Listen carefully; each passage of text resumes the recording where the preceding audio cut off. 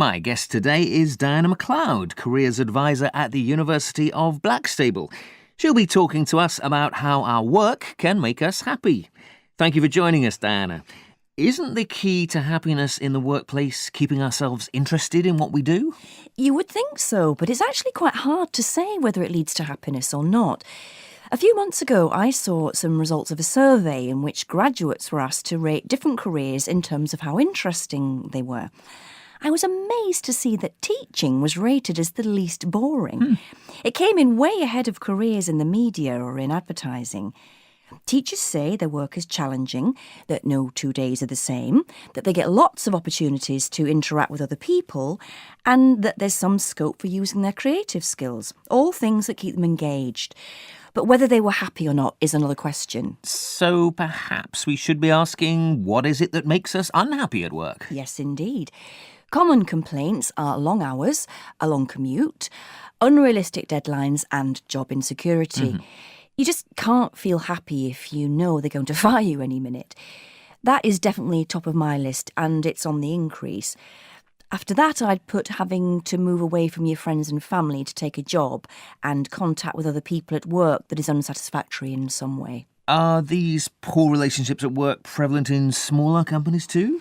Well, bullying, for example, happens in all sorts of organisations, but it's true that the bigger the company or institution is, the more likely it is to occur. Small businesses do have a much lower incidence, which is one reason for the high levels of job satisfaction that their employees experience. In a small company, everyone is treated as if they count. There may be fewer opportunities for training and development than in the big corporations, but there's more chance of your skills being appreciated. This is also because you've got fewer people above you telling you what to do. No one likes that. Becoming self-employed would solve the problem, of course. That's true, but people need to bear in mind that the boundaries between work and leisure will begin to blur.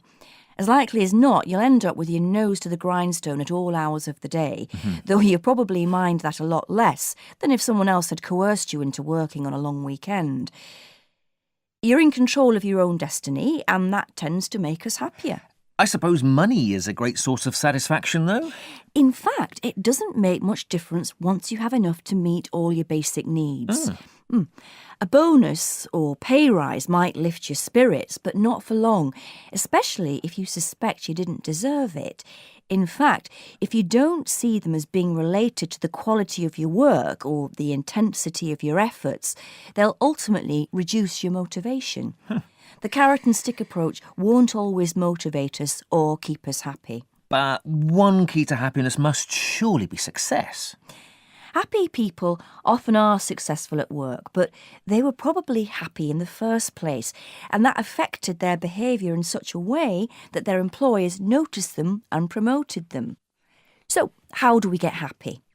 By feeling that we matter and that our work is making a positive difference to others. There's a saying that you do a job for the money, a career for the status, but a vocation because you care.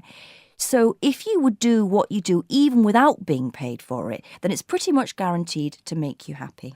Well, I must say that's very encouraging and very good advice, especially at a time when many people find themselves starting their working lives as volunteers. We're opening the lines to callers now, so if you would like to talk to Diana about your career plans, the number to dial is 0844 333 000.